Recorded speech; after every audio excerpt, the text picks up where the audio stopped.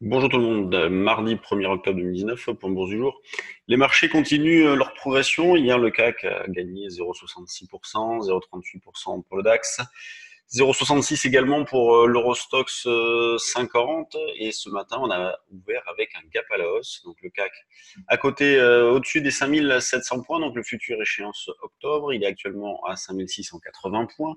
On se rapproche d'ailleurs d'une zone d'achat un petit peu agressive par rapport à un écart type qui se situerait donc autour de 5675,80. Ce qui me concerne, je suis un petit cran en dessous, conformément à la proposition que nous avons faite ce matin sur le trade du jour, plutôt vers 5665 pour jouer cette zone-là. Donc les niveaux de clôture d'hier, le petit niveau de hier à 17 heures aussi, dans l'idée de jouer 5690-95.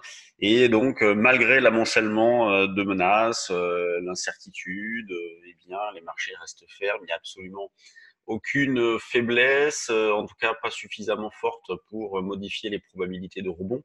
Et c'est pour ça que l'on continue à travailler donc avec un sens prioritaire haussier. Alors c'est vrai qu'il y a de quoi se poser des questions. Euh, du fait quid du potentiel, est-ce que le marché peut poursuivre ou pas?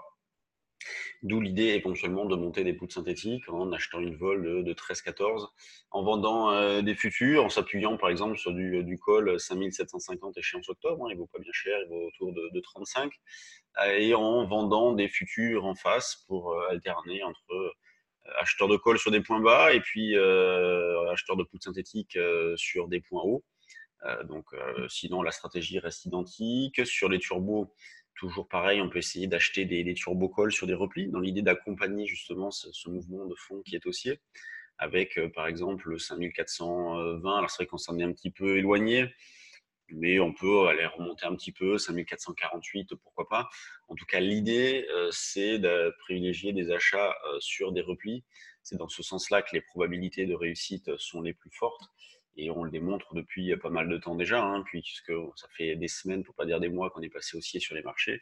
Même si c'est vrai qu'on se pose des grosses questions concernant le potentiel et les objectifs, mais sans se poser trop de questions et en profitant de retracements pour acheter au moins un petit peu, eh bien, on a eu systématiquement la possibilité de faire des écarts gagnants. Sur le DAX, là, vous avez une petite réglette là que je vous ai mis à côté des prix. C'est les respirations du marché que l'on a en ce moment, ce qu'on appelle nous les écarts types qu'on voit en stage.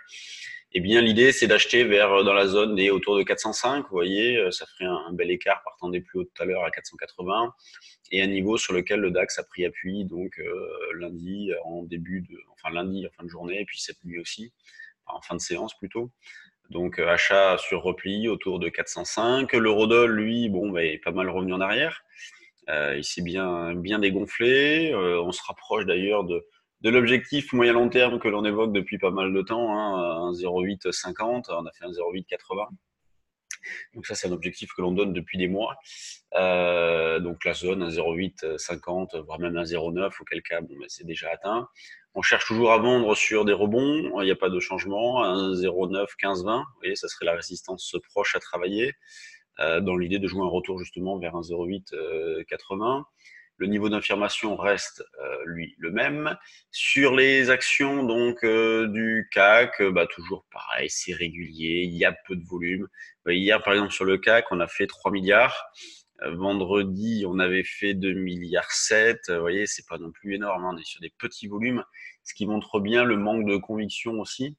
Mais les marchés continuent de progresser, donc pas se poser trop de questions non plus.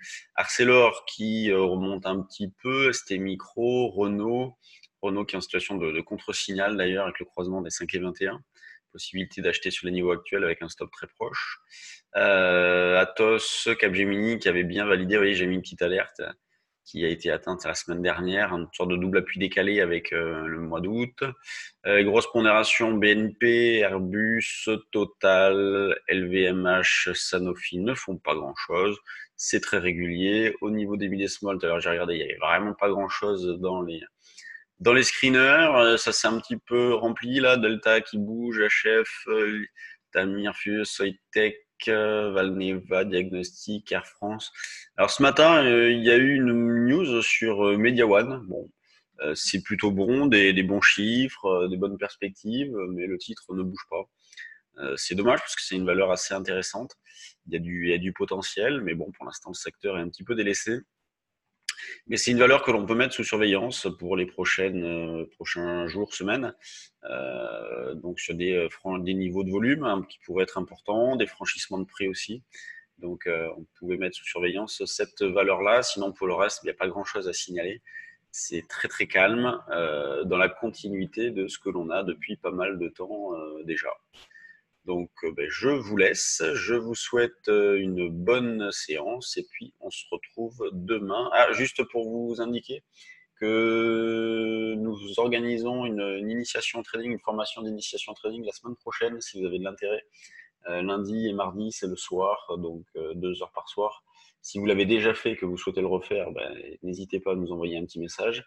C'est en ligne, donc lundi et mardi prochain. Si vous avez de l'intérêt, envoyez-nous un petit mail ou appelez-nous. Allez, bonne séance à tous et à demain.